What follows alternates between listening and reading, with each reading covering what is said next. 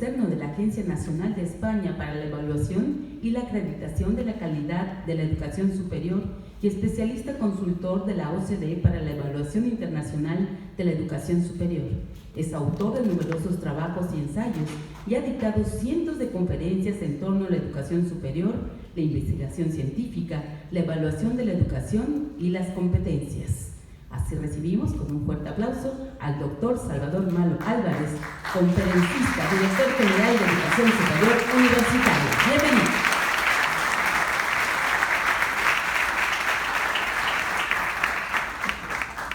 Muy buenas tardes tengan todos ustedes, buenas noches. De hecho, quiero primero que nada transmitir un saludo del doctor Rodolfo Tuyán Gutiérrez, subsecretario de Educación Superior, que por mi conducto saluda a todos ustedes y ciertamente transmite un saludo al señor gobernador del estado de Yucatán.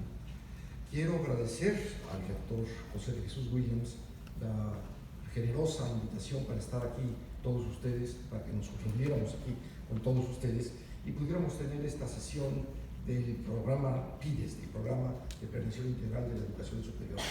Y ciertamente también quiero agradecer a todos y a cada uno de ustedes que vienen de distintos lugares a esta reunión.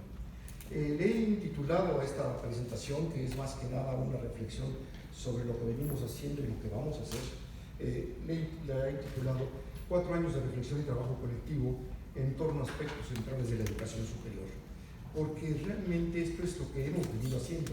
No nada más hemos venido reflexionando, sino hemos venido construyendo algunas cosas conjuntamente para beneficio, creemos, de la educación superior mexicana.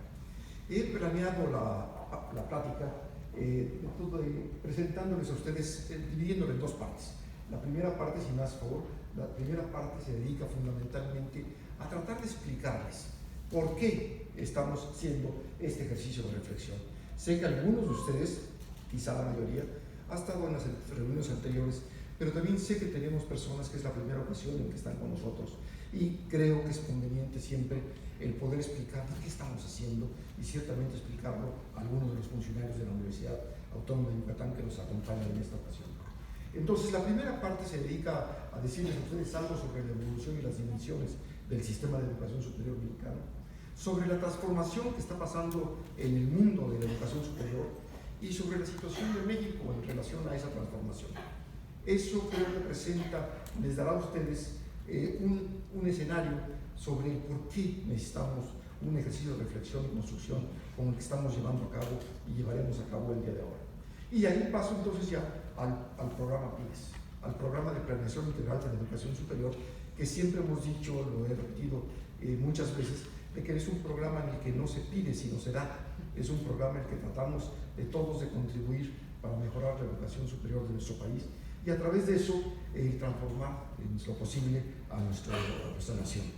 Les platicaré después qué es lo que haremos en esta reunión y terminaré diciendo lo que habremos logrado a lo largo de estos 4 años en que hemos venido trabajando conjuntamente. La siguiente, por favor. Empiezo con lo primero. ¿Cómo está nuestro sistema de educación superior en este momento?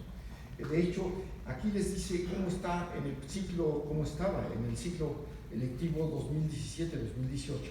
De hecho, ya hay algunas cifras preliminares de cómo estamos en 2018, pero estas son las cifras de cómo estábamos en el ciclo lectivo anterior.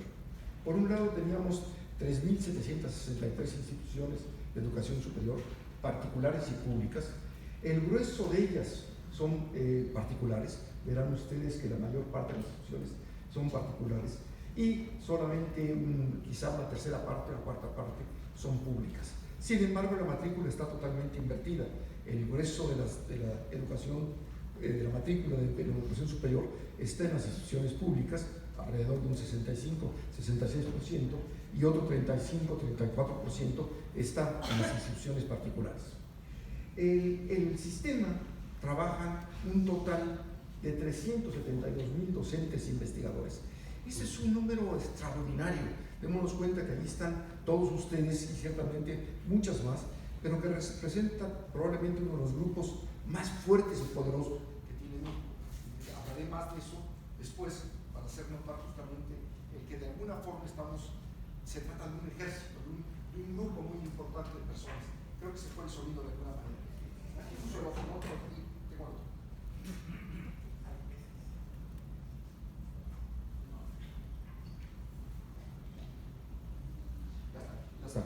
Ya está, gracias. Por otro lado, tenemos 372,000 docentes e investigadores. 40% de ellos son mujeres y 60% de ellos son hombres. Esto nuevamente refleja ya un cambio muy notable en la educación superior mexicana, puesto que si bien todavía no es la mitad y la mitad, como si es la matrícula, en el caso ya de los docentes se representa ya un 40% el grupo de mujeres y un 60% el de hombres. Por otro lado, tenemos en la licenciatura, y en la licenciatura estoy incluyendo a los técnicos superiores universitarios y a los profesionales asociados, tenemos un total de 4.2 millones de jóvenes en este momento en la educación superior. De hecho, esta cifra, como les decía yo, es un poquito lejana ahorita, ya es distante de lo que tenemos en la realidad, porque ya ha entrado otro número importante de jóvenes. Pero por otro lado, tenemos 650,000 egresados de licenciatura de técnico superior universitario y de profesionales asociados. Eso es un número muy, muy grande, muy poderoso, que nos puede dar una idea de lo que podríamos hacer con ese número de personas. Seguimos siendo un país de licenciatura, en el sentido de que el grueso de nuestra población está en licenciatura. El técnico superior universitario, como verán, casi no ha crecido, y el número de posgrado, que creo que no lo menciono allá arriba, pero el número de posgrado es como 300 y tantos mil jóvenes en este momento. La siguiente, por favor. Aquí les presento cómo ha sido la evolución en los últimos años, la evolución del número de instituciones. Aquí está. Y esto es particularmente importante en los momentos en que estamos ahorita viviendo hacia un cambio de administración, y que se ve que no es tan problemático el pensar en que tendremos 100 universidades más, puesto que eso es lo que crece normalmente en un sexenio. Pasamos de 3.371 a 3.763 instituciones de educación superior, o sea, 300 y tantas en 6 años, un poco más de 50 por cada año. Por otro lado, les presento a ustedes el crecimiento de la matrícula. La parte verde clara de abajo representa a los técnicos superiores universitarios. Verán ustedes que allí el crecimiento casi no se ha notado, casi no hay un crecimiento en ese tipo de estudios, mientras que el crecimiento de la licenciatura es la parte verde oscura de las barras. Y ven ustedes ahí cómo ha crecido de pasar de 3.100.000 a pasar a casi 4.030.000 estudiantes en licenciatura. Y finalmente la parte horizontal de estas barras representa el posgrado. El posgrado ha tenido también un crecimiento, pero no un crecimiento tan importante como la licenciatura. Seguimos teniendo un sistema de educación fundamentalmente de licenciatura. El número de estudiantes en posgrado representa solo el 7-8% de toda la matrícula de la educación superior. Aquí les pongo a ustedes las cifras que teníamos en 2017-2018. Teníamos 4.561.792 alumnos como total de la licenciatura y posgrado. Y seguramente en 2018-19 les digo que tenemos cerca de 4.7 millones de estudiantes. Las cifras apenas están llegando, se recogen todas las cifras a través del formato de los censos y apenas están llegando las correspondientes a este cifra. Aquí les presento cómo está, en dónde están los estudiantes. Verán ustedes que, como les decía al principio, el grueso de los estudiantes está en las instituciones particulares. El grueso en el sentido de el grupo más grande de estudiantes está en las instituciones de educación superior particulares. Pero eso también es parte de una mala clasificación que tenemos, porque las universidades particulares, las instituciones particulares, son tan diferentes como todas las que tenemos aquí de las instituciones públicas. Sin embargo, por costumbre, las agrupamos todas como si fueran todas idénticas, instituciones particulares. El siguiente grupo en importancia es el grupo de las universidades públicas estatales. Este es el tipo de las instituciones como las que estamos ahora en la Universidad Autónoma de Yucatán y otras 60 y tantas universidades. Ahí es donde está el grueso, el grupo más numeroso, además del que está en las instituciones particulares. El tercer grupo, que es importante destacárselo, es el que está en el Tecnológico Nacional de México, que ya se ha vuelto, es ahora la institución de educación superior más grande del país. Ahí está el Tecnológico Nacional, están 262 institutos tecnológicos, pero conforman la institución más grande. Y este grupo, que es el de las universidades públicas federales, Se refiere a la UNAM, se refiere a la UAM, se refiere al Instituto Politécnico Nacional. Y lo que es importante destacar es que este grupo es ahora ya el cuarto en el sentido de matrícula, solo representa cerca del 11-12% de toda la matrícula del país de la educación superior, mientras que hace unos 20-30 años representaba más de la mitad de toda la educación superior que había en el país. Entonces les dice cómo ha evolucionado la educación superior en México. Aquí vienen los demás grupos de universidades, todos y cada una de ellas está representada en esta sesión. Hemos invitado a todas y cada uno de estos grupos de instituciones a que estén aquí. Quizá en el caso de las instituciones particulares no debería ser todas, porque solo hemos invitado a un grupo particular de las instituciones particulares, perdón, la redundancia. Y tampoco las universidades federales no están presentes aquí, pero todos los demás tipos de instituciones están aquí en esta ocasión. La siguiente, por favor. Sin embargo, el crecimiento ha sido espectacular, pero sin embargo tenemos algunos problemas particularmente serios. Tenemos problemas de cobertura, pese a que tenemos ahora una población de matrícula de licenciatura cercana a los 4,5 millones de estudiantes. Sin embargo, solo 4 de cada 10 de los estudiantes, de los jóvenes que están en edad de estudiar en México, entran a las universidades. Es un cambio muy importante de cómo estaba antes, ya lo mencionaré en otro momento, pero sí vale la pena recordar que ahorita solamente entran a la universidad 4 de cada 10 jóvenes que tienen la edad, pese al crecimiento tan importante que tenemos. La eficiencia también es un problema. La eficiencia nos dice que solo entran 6 de cada 10 que entran. En otras palabras, perdemos 4 de cada 10 jóvenes que entran a la universidad, los perdemos a lo largo de los años. La calidad, les mostraré que pocas de nuestras instituciones de educación superior son competitivas a nivel mundial, se los mostraré en un momento. Veo que están sacando fotografías, bienvenidas, no tengo ningún problema con ellas. Lo que les quiero decir es que todas las diapositivas están en el sitio y les podrán bajar ustedes cuando quieran. O sea, por mi parte pueden seguir sacando fotografías, pero lo que quiero decir, las podrán revisar cuantas veces quieran. Pertinencia, la matrícula sigue concentrada en unas cuantas áreas de conocimiento. En otras palabras, el área de ciencias sociales, de administración, derecho, ahí está el 40 y tantos % de todos los jóvenes que estudian en la universidad.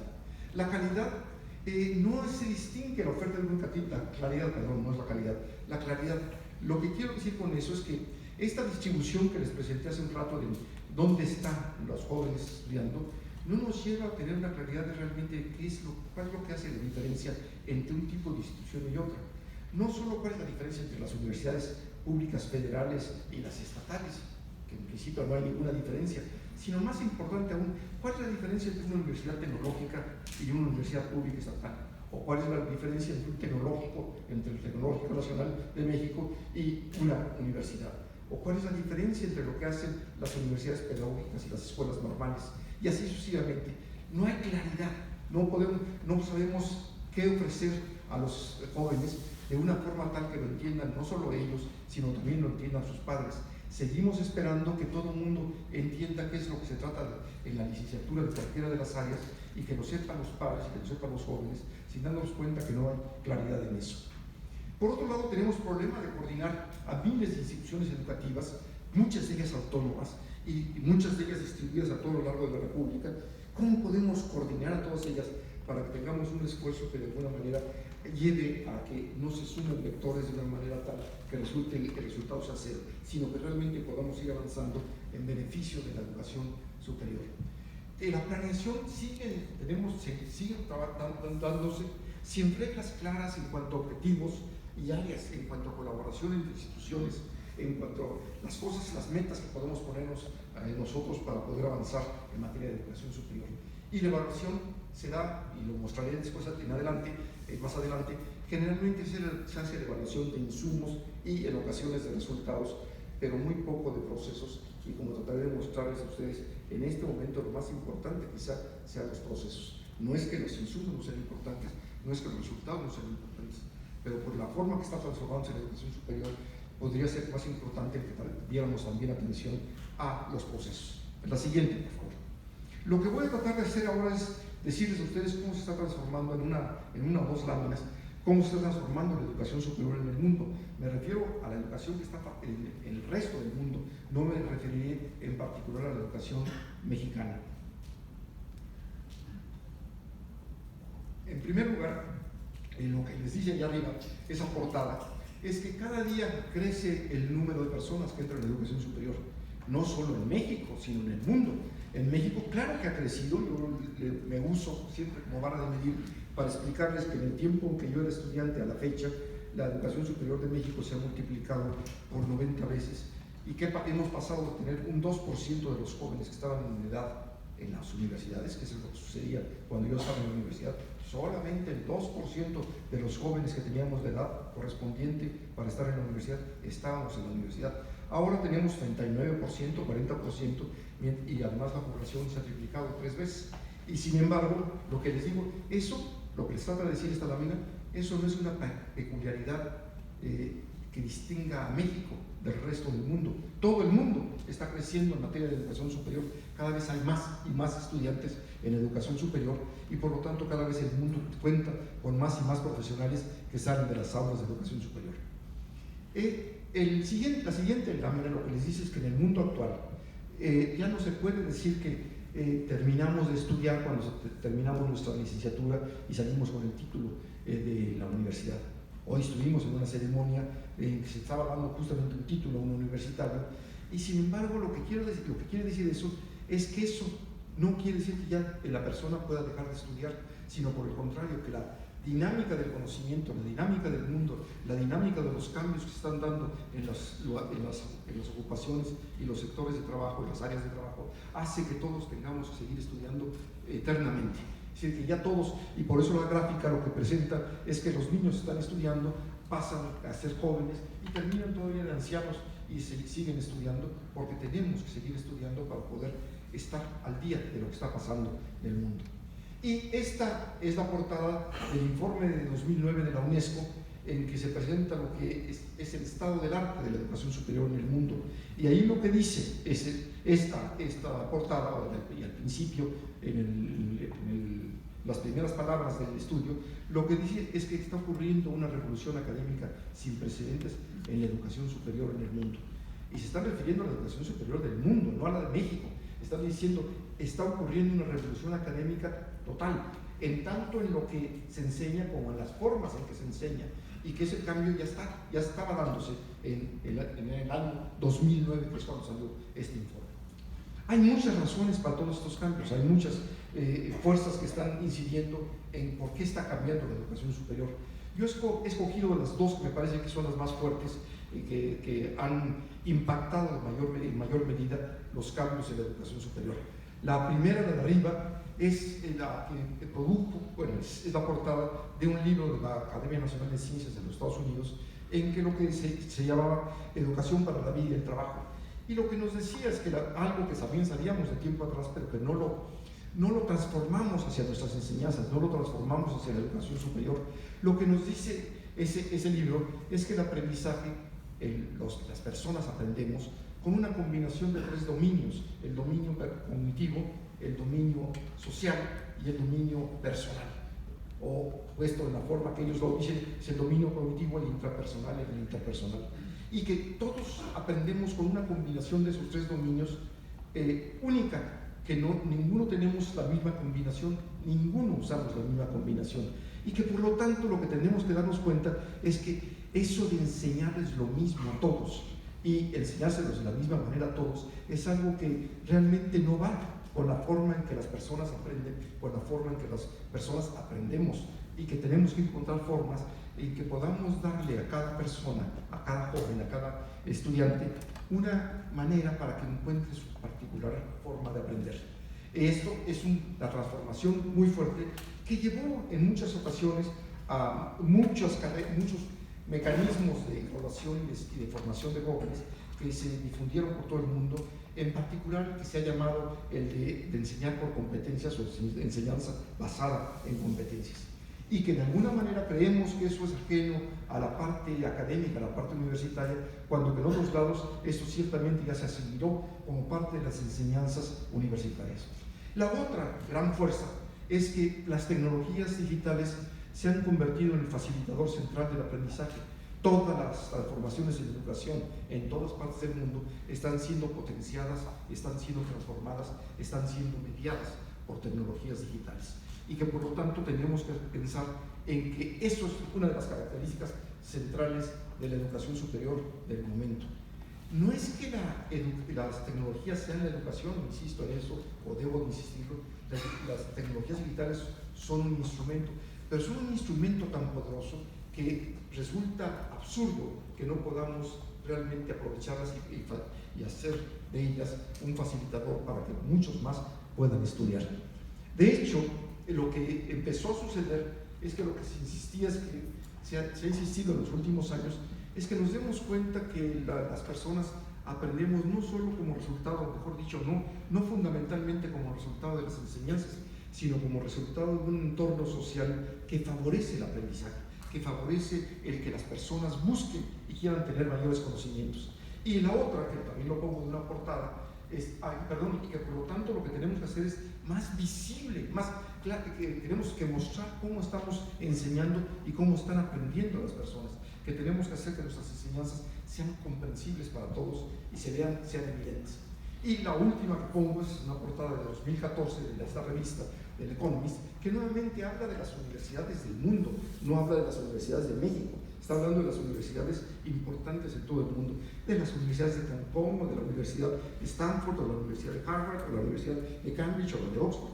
Está hablando de las universidades en general, y lo que está diciendo es que las universidades o cambian, en estos sentidos, ahorita voy a decir más al respecto, o cambian o se van a tornar irrelevantes, porque las formas que tienen ahora, o que se están dando ahora para aprender, son tantas que las universidades que no puedan ir al paso de eso, se van a quedar al margen, mientras que los jóvenes van a empezar a escoger instituciones de otro tipo. Incluso este cuadro verde, este cuadro con letras verdes, lo que dice es algo que decía el secretario general de las universidades de la Comunidad Británica, eso lo decía en 2004, decía que las formas de trabajo de las universidades se daban en general con las mismas reglas en todo el mundo. Es decir, se trataba de dar un conjunto de conocimientos empaquetados en disciplinas a todos los estudiantes, y que evidentemente se usaban las mejores prácticas para hacer eso, y que esa era la norma general en todo el mundo, y que si bien es cierto que todas las reglas del juego eran las mismas, todos sabíamos que había unos más iguales que otros, y que había universidades que de alguna forma salían adelante o tenían más reputación o más fama o más calidad, si lo queremos poner ya en esa forma, que otras. Pero lo que está diciendo es que ya en 2004 estaba diciendo, esas reglas están cambiando, y están cambiando fundamentalmente por estas fuerzas, y que si no cambiamos, y que era muy probable que al cambiarse las reglas cambiaran las jerarquías que se estaban dando en la educación superior del mundo. En otras palabras, que las universidades que estaban ahorita en la delantera no necesariamente tenían que ser las que siguieran en la delantera internacionalmente hablando, y que por lo tanto tendríamos que darnos cuenta de que tenemos que hacer algo para cambiar nuestras instituciones de educación superior, y sobre todo cambiar las formas de enseñanza y las enseñanzas únicas. Esta lámina resume el pasado y el futuro, trato de hacerlo de esa manera. Lo que les dice la lámina, la parte de la izquierda de la lámina, es el sistema tradicional que tenemos, en que a las universidades tienen una cierta misión, tienen una cierta visión, estructuran sus planes de desarrollo, estructuran sus programas de estudios. En los programas de estudios entonces se desglossan, se desgranan en materias, asignaturas a las que se les da un cierto número de profesores y tutores, y hasta el último momento están los alumnos. En otras palabras, que los alumnos tienen muy poco margen de acción. Lo que le está diciendo, lo que está pasando en el mundo en este momento, se los trato de poner en este lado. Y lo que le estoy diciendo es que de alguna forma aquí pongo a los estudiantes, y los pongo a propósito de distintos colores, para decir que son de todo tipo de estudiantes. No me refiero a que si son amarillos y blancos y negros y morenos, me estoy refiriendo a que son distintos cada uno en sus formas de ser y en sus formas de aprender, y que van a poder escoger de muchas universidades, de muchos programas de asignaturas dentro de las propias universidades o de fuera de sus universidades, que podrán tomar clases o tomar información de muy distintos cursos, y tendrán muchos recursos educativos disponibles para poder, o tienen ya muchos recursos educativos para poder avanzar en sus conocimientos, y que luego irán a las instituciones, y decidirán luego, no me estoy refiriendo efectivamente en el sentido que lo hacen de esta manera, sino que la parte de reconocimiento de sus títulos y grados no tiene que ser necesariamente la institución en la que se inscribieron inicialmente, sino que van a ser el reconocimiento de títulos y grados de muy diversas maneras. Hoy asistí aquí en la Universidad de Yucatán a una doble titulación de la Universidad Central de Nantes, en Francia, y la Universidad Autónoma de Yucatán. Ese es un primer ejemplo, que estamos hablando de que dos instituciones están dando el título a un joven que tiene un programa de estudios que ha descansado fundamentalmente en dos instituciones. Pero las formas que se está dando ahora, lo que está sucediendo en cuanto a la oferta educativa, quiere decir que podemos no solo pensar entre dos instituciones, sino que muchos estudiantes incluso pensarán en 3 o 4 o 5 instituciones, o incluso en 2 instituciones, pero tomando materias de muchos lados y tomando cursos de muy diversa naturaleza. Esto es lo que está sucediendo en la educación superior, en los cambios que están dando en el mundo. Si bien nos podrá parecer que estamos lejos todavía de lo que estábamos, lo del lado del derecho, ciertamente les quiero hacer notar que no. De hecho, cuando empezó todo este fenómeno, empezaron las muy distintas instituciones educativas a buscar nuevos caminos, a encontrar las nuevas reglas del juego, a ver cómo podían ellos desarrollarse y ser más grandes. Aquí les pongo unos cuantos de ellos, porque ya se los he puesto en otras ocasiones, ahora están pequeños, pero lo pueden ustedes ver. Se pusieron a encontrar las reglas y siguen trabajando en México y en otros lados. Se siguen trabajando en cuestiones como el salón invertido que está por ahí, que dice Flip Classroom. Están trabajando en educación dual, que es la DH. Están trabajando en formas distintas de hacer las enseñanzas y los aprendizajes. El teaching and learning se volvió la forma más genérica de describir que ahora la educación superior estaba ocupada no solamente de enseñar, sino también de los aprendizajes, y que ahora los profesores estaban siendo más medidos y mejor evaluados cuando lograban mejores aprendizajes sus alumnos, y no solo cuando tenían mejores credenciales o mejores actividades en materia de investigación. Entonces todo el mundo se lanzó a buscar nuevas formas de hacer la educación superior. Yo pongo aquí en el lado derecho las principales tendencias que yo encuentro que se están dando en el mundo. De ese panorama internacional, creo que las principales tendencias son las 6 que les pongo aquí. Por un lado, una licenciatura corta, no profesionalizante ni cargada de contenidos. Esto parece muy sencillo, pero no hemos podido hacerlo en México, o solo unas cuantas instituciones han podido hacerlo, mientras que el resto del mundo, incluyendo toda Europa, se fue por ese camino, que antes era solo a predominio o a predominante de los países anglosajones. Me refiero a Canadá, me refiero a Australia, me refiero a los Estados Unidos, en que la licenciatura es fundamentalmente una licenciatura corta de 3 o 4 años, en que no dan un título profesional, sino se da después, en el posgrado, se les da para formar a los profesionales o a los maestros o a los doctores, pero la licenciatura no es profesionalizante ni está cargada en contenidos. Lo que está es tratando de generar en los jóvenes una capacidad para aprender, para que luego puedan hacer su título profesional, sus estudios profesionales en 2 años o en 3 años. Y el segundo punto es que la educación, ya se los decía en la lámina anterior, se está enfatizando que la educación sea flexible y que esté centrada en los aprendizajes de los estudiantes. Siempre recalco ahí que verán ustedes que hay 3 plurales a propósito, centradas en los aprendizajes de los estudiantes, para enfatizar que no es igual para todos, sino que lo que se trata es cómo aprenden todos y cada uno de los estudiantes, y no simplemente un aprendizaje que pretenda que todos aprendan de la misma manera. La tercera línea que veo como gran tendencia en las transformaciones que se están dando a nivel internacional es el desarrollo de competencias y pensamientos críticos. Competencias, se los decía desde el principio, implica que tengamos más claridad en qué es lo que sabemos y sabemos hacer. Implica que tengamos claridad en qué es lo que vamos a aprender y qué es lo que terminamos aprendiendo en las universidades. Implica que los jóvenes puedan explicar no solo qué estudiaron, sino qué saben hacer, porque generalmente a los jóvenes, cuando se les pregunta que buscan un trabajo, lo que dicen es, pues no, pues yo soy químico, yo soy físico, yo soy lo que sea. Y le dice uno, pues no, eso ya lo sé, eso es lo que dice tu título, eso es lo que estudiaste, pero dime qué sabes hacer, porque yo te quiero contratar para hacer cosas, te necesito para mi empresa o para mi negocio o para mi institución, te necesito que sepas hacer qué, quiero que me expliques. Y los jóvenes rara vez tienen esa capacidad de explicar qué saben hacer. Esa es la razón del desarrollo de competencias. Y la otra, el pensamiento crítico, también es algo muy importante para nuestros jóvenes y los jóvenes de todo el mundo, que es que sepan pensar, que no simplemente pues, repitan lo que aprendieron, sino que puedan utilizar sus conocimientos y los puedan aplicar de maneras distintas a problemas diferentes. La cuarta tendencia que yo veo es que se está dando a la innovación, se está dando mucha atención a la innovación y a la educación continua, y no nada más a la investigación, que es lo que antes veníamos haciendo, además de las enseñanzas, sino que se está enfatizando mucho, ya lo dije, lo de la educación continua, en el sentido que los jóvenes puedan tomar, y los viejos también, podamos tomar estudios y cursos de muy distinta naturaleza, pero también se está refiriendo a que los que estamos en la educación estemos continuamente innovando para poder ser más atractivas nuestras clases y para poder lograr que los jóvenes tengan mejores aprendizajes, incluso cuando no atienden a nuestras clases. La quinta es el uso intenso de tecnologías digitales.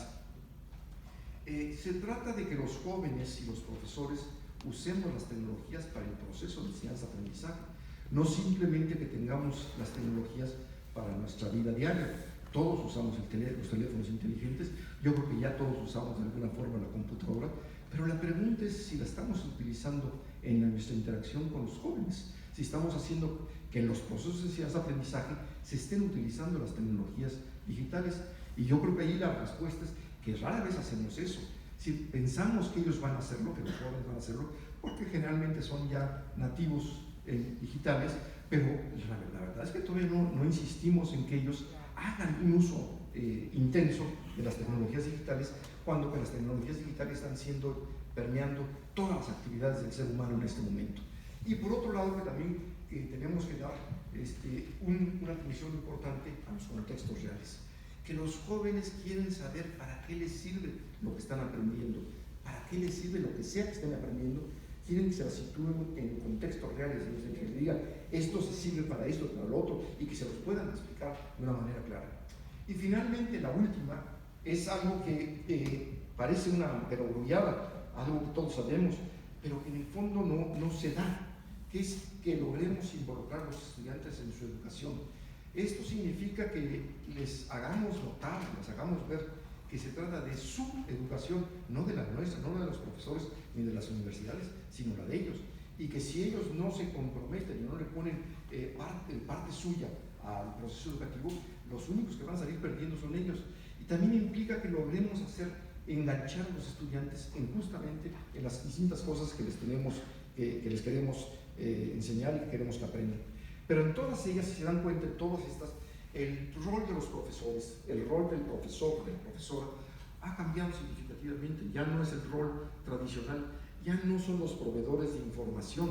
Los profesores ya no dan información, o no deben basar sus clases en estar dando información que los jóvenes pueden consultar en libros y en el internet de la manera más fácil, sin que lo tengan que oír de una persona, sino que lo que tiene que hacer el profesor es poner a los jóvenes a trabajar, a conseguir la información y luego interaccionar con ellos para saber cómo están usando esa información, cómo le están sirviendo para lograr aprendizajes significativos. La siguiente, por favor. Voy ahora a dar dos ejemplos de cómo está México con respecto al mundo. Les dije que les iba a hacer esa parte, y lo voy a hacer con dos ejemplos. Uno que se refiere a la parte del atractivo educativo que tienen las universidades, y otro que se refiere a la parte del atractivo que tienen desde el punto de vista de producción de conocimiento. En la primera lado les pongo dónde van a estudiar los jóvenes internacionales, a dónde van esos jóvenes que tienen el dinero suficiente de sus familias o que sus gobiernos les dan becas para poder irse a estudiar a donde quieran, a donde los acepten y quieran ellos. Entonces es una decisión importante, porque en este momento hablamos de que hay cerca de 4,5 millones de jóvenes internacionales estudiando en otras partes del mundo. ¿Y a dónde van a estudiar? Aquí les pongo la gráfica de cómo estaban en el 2014. Es el primer país al que más van, es Estados Unidos. Tenía casi 900 y tantos mil jóvenes extranjeros estudiando en Estados Unidos su licenciatura, su maestría o su doctorado, a partir de esas tres. Tenían que ser de un país distinto a los propios Estados Unidos.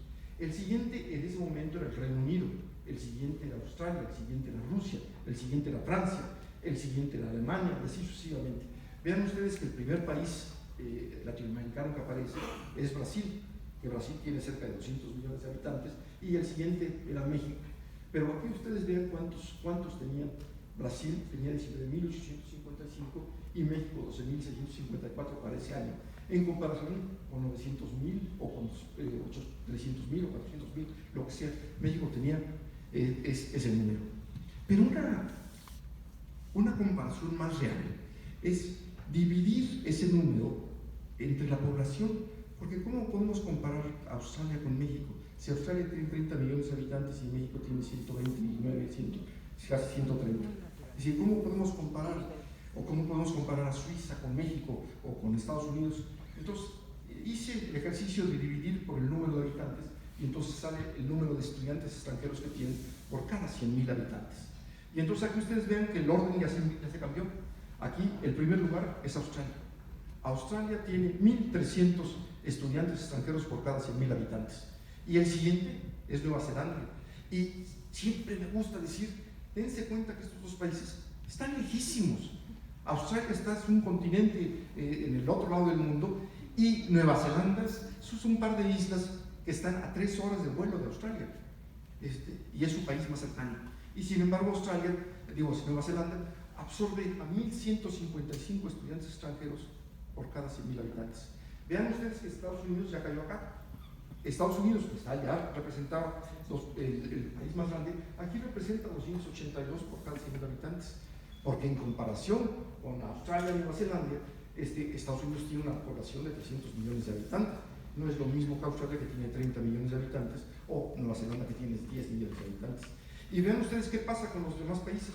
Acá cayó, el primer país que aparece ya no es Brasil, ya es Chile, luego aparece México, y luego aparece China y Brasil. Están acá. Pero vean la diferencia que hay con respecto a los de acá. Eso lo que le está diciendo es que nuestras instituciones, a los ojos del mundo, a los ojos de los estudiantes extranjeros, no son atractivas.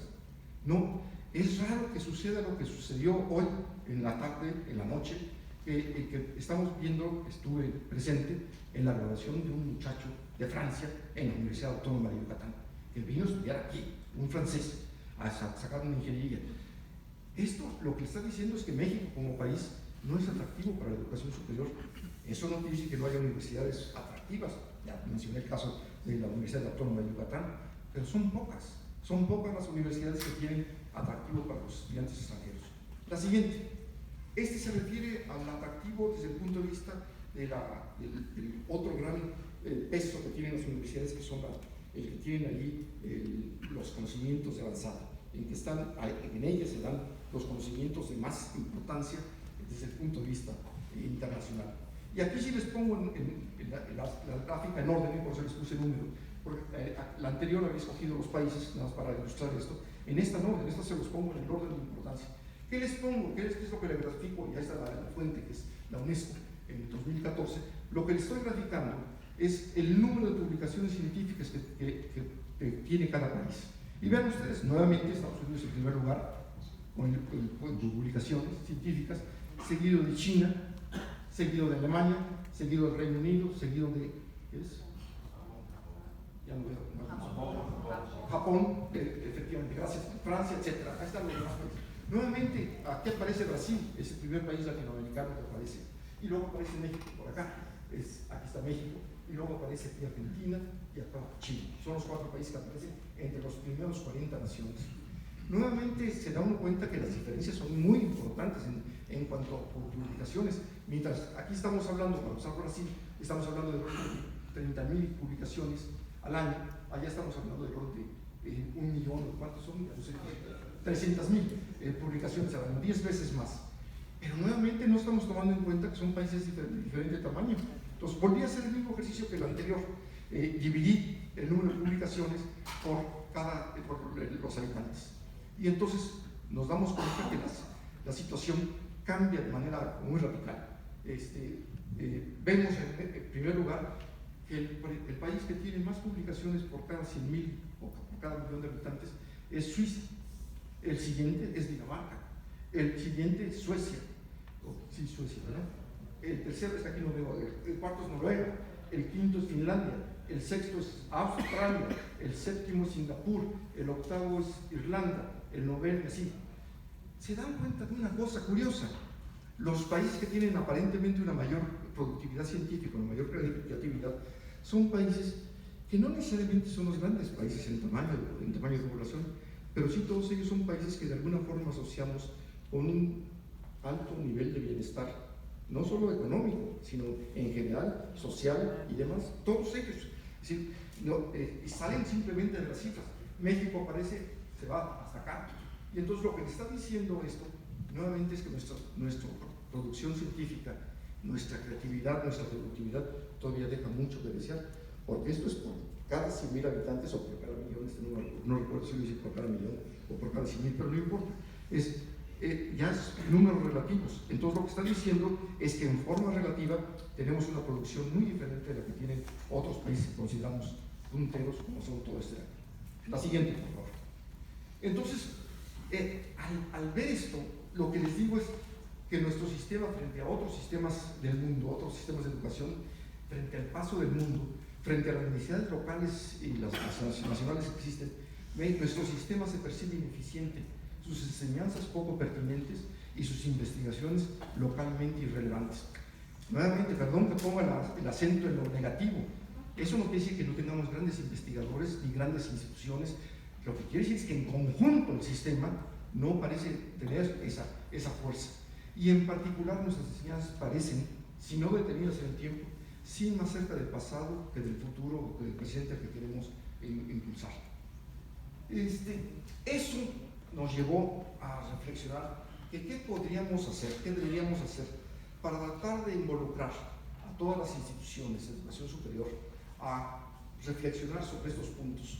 Y así nuestro desafío consistía en cómo lograr modificar las prácticas y los procesos de enseñanza-aprendizaje de nuestras instituciones, tomando en cuenta que todas son muchísimas y tomando en cuenta que la mayor parte de ellas son autónomas y tomando en cuenta que de alguna manera, si no cambiamos al profesorado, si no cambia el profesorado, si no deciden las propias instituciones cambiarse, no se puede cambiar, pues decidimos tratar de tener una visión integral compartida por unas 1.000 instituciones de educación superior. Buscamos también fomentar la colaboración entre las diversas instituciones.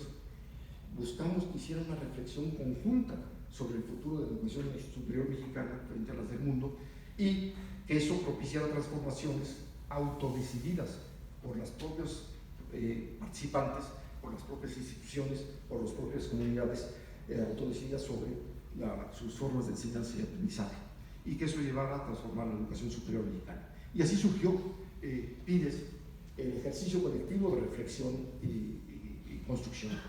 Lo que propiciamos entonces es que invitáramos a muchas instituciones, a todos ustedes, entre ellas, a tratar de trabajar juntos para hacer visibles las diferencias de cada una de ellas, las posibilidades, las particularidades, para que se conocieran sus fuerzas, sus debilidades y pudieran tratar de alguna forma trabajar conjuntamente para poder fortalecer sus prácticas de enseñanza y aprendizaje. Créanme que distintos grupos e instituciones rara vez se habían reunido a trabajar. Hemos encontrado eso a lo largo de los años. Y no me refiero nada más a las instituciones grandes como las universidades públicas, que es difícil que haya una participación conjunta. Me refiero también a grupos de instituciones pequeños o de instituciones relativamente pequeñas. Había distintos grupos que era la primera vez que participaran en un ejercicio de esta naturaleza. Y ciertamente un ejercicio en que todas participaran al mismo tiempo era la única vez que se ha hecho. ¿Y qué nos invitamos a hacer? A que hicieran análisis, que hicieran comparaciones, que hicieran discusiones, que vieran formas de aplicarlos, de medir y evaluar sus distintas cosas, reiterando los problemas y las cuestiones, como las que estoy mencionando, a fin de que de alguna forma eso llevara a que se apropiaran de muchas de ellas y a que las diseminaran. En total, por lo tanto, hemos invitado a cerca de 2.000 y tantas personas de 1.100 instituciones de educación superior a participar en ejercicios como este. Y los hemos invitado, primero que nada, a analizar contextos, luego a definir objetivos comunes y colectivos, a encontrar fortalezas y debilidades, a formular proyectos comunes, colaborativos, a establecer metas y etapas, a predecir y por lo tanto a dar indicadores y poner indicadores para que pudieran ser cada vez más precisos y pudieran generar criterios para poder situar mejor a las instituciones y comparar visiones y así colectivamente seguir en torno a lo que nosotros consideramos el meollo de la educación superior. Era un reto difícil porque poner a platicar universidades grandes con universidades pequeñas, tecnológicas con normales, todas al mismo tiempo, teníamos que encontrar cómo hacer eso.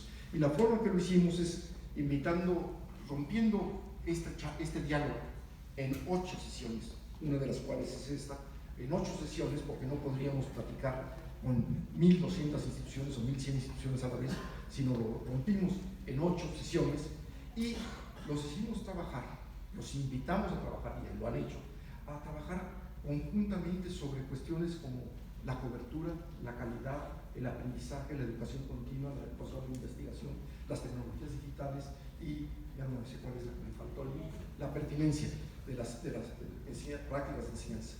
Y esperar diferentes productos a lograr en cada reunión. Hemos tenido diferentes productos en cada reunión y esperamos lo mismo en esta ocasión. Aquí les dice cómo vamos, hasta dónde vamos y qué esperamos llegar. En el primer año definieron los participantes las 7 categorías, las redefinieron. Es decir, nosotros pusimos las categorías, pero lo primero que hicimos es tratar de que cada grupo de esas 120 personas que venían en cada sesión pudiera definir qué entendían por calidad, qué entendían por pertinencia, qué entendían por aprendizaje, etc. De tal manera que quedara en ese ejercicio tan intenso, quedara una definición que es compartida en buena medida por todas las instituciones. Todo eso está también ahí en el sitio web que les platicaremos más adelante. Luego les pedimos que hicieran, tratar de poner objetivos de alcance nacional sobre esas categorías, que nos dijeran, a ver, en la región, por ejemplo esta, sur-sureste, ¿qué objetivo nacional, qué objetivo creen ustedes que debe tener el país en materia de cobertura o en materia de calidad? Y créanme que son reflexiones y discusiones, llegan a ser discusiones muy estimulantes, porque todo el mundo está tratando de dar su visión de lo que entiende por cada país. Y también logramos que se hicieran prioridades por estado y por región. En el siguiente año, con base en eso, entonces empezamos a platicar de otra cosa. Empezamos a tratar de generar ideas para proyectos colaborativos entre las instituciones de toda la región, de todo el país. Empezamos a analizar indicadores de avance y de logro. Por indicadores de avance entiendo qué tanto avanzamos en nuestro proyecto, en nuestro programa, y por logro qué tanto está eso dando resultados educativos interesantes.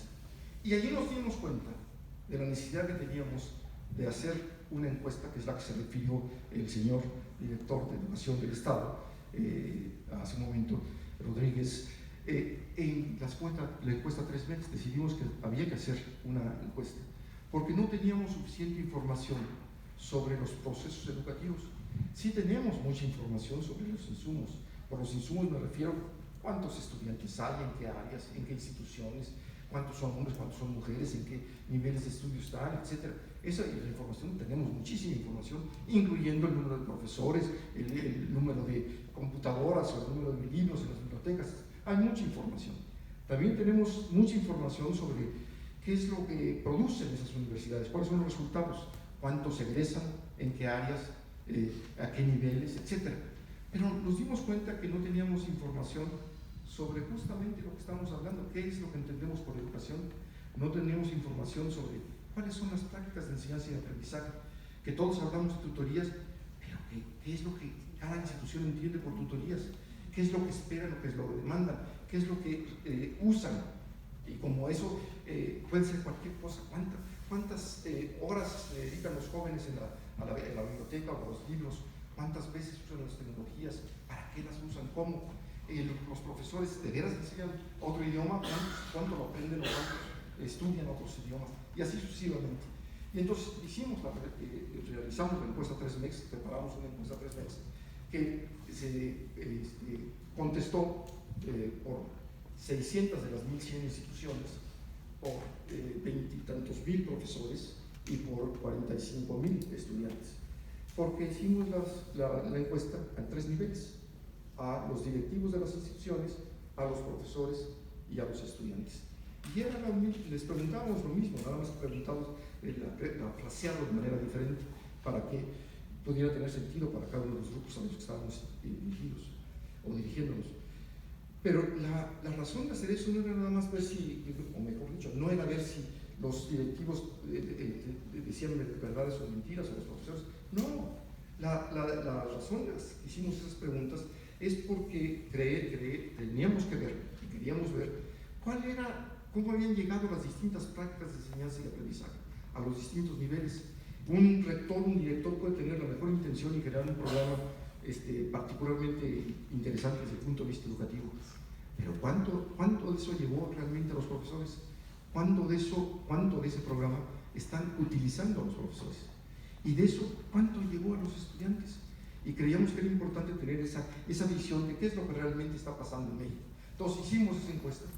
Luego, el siguiente año, con base en todo esto, hicimos algo que también mencionó el señor director de Educación Superior del Estado. Voy a empezar con esa, hicimos la validación de la encuesta 3MEX. Creemos que estaba diseñada bien la encuesta, creemos que estadísticamente los resultados tenían valor y tienen valor, pero quisimos más que nada, primero que nada, validarla. ¿Y cómo la validamos? Pues se las presentamos los resultados a todos los profesores a todos los que han participado en este ejercicio en la ocasión anterior, y les dijimos: aquí están los resultados. ¿Ves tú a tu institución retratada en esos resultados? ¿Crees que sí es sí? Si no, dime por qué crees que no son reales esos resultados. Entonces lo hicimos con todas las personas y todas participaron en eso. También empezamos a estructurar proyectos colaborativos y también empezamos a revisar indicadores que se habían producido a lo largo de todos los 2 años anteriores. ¿Qué vamos a hacer ahora? Es lo que vamos a hacer en este momento. Lo que vamos a hacer son 3 cosas, las dijo ya también creo que el señor rector. Por un lado, vamos a hacer un ejercicio de alinear los programas de estudio con el marco mexicano de cualificaciones. Creo que no serán muchos los que conocen que existe un marco mexicano de cualificaciones, pero existe desde 2014, y menos aún que hayan ustedes tenido que hacer la reflexión de cómo están los planes de estudio con respecto a este marco de cualificaciones. Creemos que es importante que lo hagamos por varias razones que diré mañana para que no entremos ahorita a tumbar más de su tiempo. Entonces, es lo que van a hacer. También van a probar un conjunto de indicadores que les llamamos PIDES, porque los hemos tomado en adición a los indicadores que existen, que como les digo son muchos, hay muchos indicadores en México, pero en adición a esos y resultado de este trabajo, hemos encontrado un conjunto que consideramos que le llamamos el conjunto de indicadores PIDES. Y lo que esperamos es que ustedes se lo prueben, vean si les queda el saco y nos digan si les queda o no les queda y por qué no les queda. Y por último, el seguimiento de proyectos colaborativos que se han venido haciendo desde hace tiempo por varias instituciones. Aquí les estoy diciendo un poco lo que es el marco de cualificaciones. Yo creo que lo voy a dejar para mañana, para que sepan ustedes lo que es. Aquí está simplemente el marco mexicano de cualificaciones. No voy a entrar al detalle. Lo que les quiero hacer notar es que van desde el nivel 0, que es preprimaria, al nivel 1, que es el básico, y van subiendo hasta que llegan a la maestría y el doctorado. Eso es en la parte franja azul. Las franjas verdes son fundamentalmente las que tienen que ver con los sistemas de competencias del país. Esto es el sistema como está, y está a punto de salir, entiendo yo, un acuerdo secretarial. Hay un mes para que todavía salga ese acuerdo secretarial, en que dice que las instituciones federales tendrán que seguir este acuerdo de marco de calificaciones. La siguiente, por favor. Aquí están también entraré mañana con más detalle. Lo que quiero decir son los indicadores PIDES, los que vamos a trabajar sobre ellos para que puedan realmente ver si podemos tener indicadores que son ajustados propios a cada grupo de universidades, a cada sistema o cada subsistema. La siguiente, por favor. Estos, como les decía, se han creado a partir de que conocemos todos los que hay. Ahí están los indicadores de CONACYT, los INEGI, los indicadores de las distintas instituciones que participan, los del formato 911, perdón, y aparte están los indicadores que salen de la propuesta de RESMEX, que son la propuesta de indicadores que estamos ahorita queriendo hacer, que son indicadores fundamentalmente, son de cuatro clases, de cuatro naturalezas. Son indicadores de insumo, son indicadores de procesos, son indicadores de resultados y son indicadores de impacto. La diferencia fundamental entre ellas, las primeras tres ya se las he dicho, pero el impacto es qué tanto, de alguna forma, todo lo que hacemos con materia de educación superior repercute en beneficio de la población. La siguiente. En particular, lo que les decía, si bien tenemos muchos indicadores de insumos y teníamos muchos indicadores de resultados, y ahora con la encuesta 3 tenemos indicadores de proceso, la realidad es que pocas veces tenemos indicadores de impacto. Y muchas de las preguntas que se hace la población, que nos hacemos todos, es, bueno, la inversión en educación superior, ¿qué beneficio le trae a México, aparte de las personas mismas? ¿Qué impacto tiene la educación en general? ¿Qué impacto tiene en el bienestar? ¿Qué impacto tiene en la seguridad? Estamos viviendo mucho eso. ¿Qué impacto tiene en la salud? ¿Qué impacto tiene en la productividad? ¿Qué impacto tiene en la creatividad de México? Y otras cosas se nos pueden ocurrir. Esto es lo que estaremos haciendo en esta reunión a partir del día de mañana. ¿Y qué habremos logrado al final de todo eso? Déjenme empezar por lo último, pero al mismo tiempo es lo primero, porque a veces se me olvida. Lo primero es que tenemos una plataforma, ya está el sitio www.pides.mx, en donde están todos los documentos que se han trabajado a lo largo de estos 4 años, todas las conferencias, incluyendo esta, están allí, la podrán ustedes ver ahí con todo detalle, y todas las distintas actividades que de alguna forma se han trabajado, algunas de las cuales voy a describir. Entonces, esa plataforma está allí, tiene información abierta para todo el mundo, excepto en los documentos de trabajo, que solo está abierto para los que han participado, porque los documentos de trabajo son eso, de trabajo, y no queremos que un documento de trabajo se vaya a ver como un documento terminado cuando no era su propósito. Pero entonces, ese es quizá el primer punto. Lo segundo es que tenemos estadísticas pertinentes y oportunas. Allí encontrarán en ese sitio todas las estadísticas del formato 911, todas las estadísticas de CONACYT, todas las estadísticas que de alguna forma son necesarias para la educación superior y evidentemente están por estado. Entonces, ustedes pueden meterse a decir, a ver, ¿cómo está Veracruz en esto? ¿Cómo está Yucatán? ¿Y cómo está en comparación? Ahí las pueden ver, ahí están todas las estadísticas y las pueden utilizar. Espero que las utilicen, porque parte del problema fundamental que también hemos encontrado es que no se usan las estadísticas, no se usan los datos, nadie los usa para toma de decisiones. Esperemos que en algún momento sí se use. Me gusta ilustrar esto con algo que nos ha pasado en México, que todos conocemos, y es lo que ha pasado con la encuesta, el programa PIDES, sí es encuesta, pero con los resultados de PISA, perdón, no PIDES, con los resultados de PISA, que es el programa internacional de comparación de lo que saben los jóvenes de 15 años. Es un programa que cuesta participar, o sea, cada país que quiere participar le cuesta dinero, y México ha participado desde el momento que se creó, que fue en el año 2000, se hace cada 3 años, y ahorita son creo que 94 países los que participan allí para ver cómo están las enseñanzas y los aprendizajes de los jóvenes de 15 años. Es el programa más importante y más exitoso internacionalmente hablando, pero desde 2000 México ha estado ocupando un lugar muy malo. Y cada 3 años vuelve a aparecer y nos volvemos a rasgar las vestiduras de que, qué barbaridad, seguimos, qué mal estamos. Pero nadie parece hacer nada, nadie, me incluyo a mí, me incluyo a todo el mundo. Parece que esas estadísticas solo sirven para los periodicazos, para que en esos días que aparecen los datos digan, México está en el lugar no sé qué. Y nadie se ocupa de tratar de mejorar eso. Debo decir que a Alemania le pasó eso en las primeras ocasiones. Fue muy evidente que Alemania no estaba entre los primeros lugares. Y Alemania se puso a trabajar como por todos lados y lograron que Alemania esté entre los primeros lugares desde entonces a la fecha. Pero en fin, lo que quiero decir, ahí hay estadísticas pertinentes y creo yo oportunas. Hay indicadores por subsistemas, lo que estamos queriendo hacer hoy.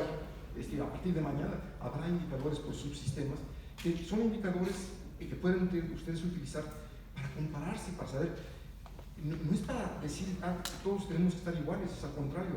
Los indicadores, por eso los llamamos por subsistema, son para que pueda cada institución decir, estos son los que me parecen apropiados para mi caso particular, y eso los voy a utilizar. No son indicadores que tengan ningún sentido de homogeneidad. Está evidentemente los resultados de la encuesta PRESMEC, están todos los resultados allí, y como decía también, otra vez utilizo al director, además de validar la encuesta, como ya les dije que la validamos, decidimos que la mejor forma de interpretar los datos ya están ahí todos, los pueden ustedes consultar, pero la interpretación de esos datos le invitamos a cada una de las secretarías del Estado, de educación de cada Estado, a que ellos hicieran la interpretación de los resultados de su Estado. Y eso nos ha llevado, créanme que es difícil, poner de acuerdo a 32 distintas entidades, cada una trabajando por separado, pero lograr que todas terminen y ya tenemos todas, y entonces ya estará publicado próximamente la interpretación de sus resultados. Y por otro lado estaremos lanzando la encuesta PRESMEC hacia adelante, o sea, la nueva. Tenemos prioridades por región y estado. ¿A qué le da prioridad cada estado? Hay estados que le dan prioridad a cobertura, otros que le dan prioridad a calidad, y se notan las diferencias en eso. Y finalmente tenemos proyectos de colaboración interinstitucional. Tenemos ahorita cerca de 100 proyectos. Yo creo que mañana podrán ustedes conocer 2 o 3 de esos proyectos, ver cómo van, para que se den ustedes una idea de qué se trata. Pero son proyectos de colaboración entre instituciones, no son proyectos de colaboración del gobierno federal con ninguna de las instituciones, son entre las propias instituciones que están trabajando en algunos de los objetivos que de alguna forma se definieron. Y con esto creo que termino. Esto es lo que vamos a hacer, esto es lo que llevamos, y esperamos que podamos seguir avanzando tan fructíferamente, creo yo, como hemos venido avanzando en los años anteriores. Muchas gracias.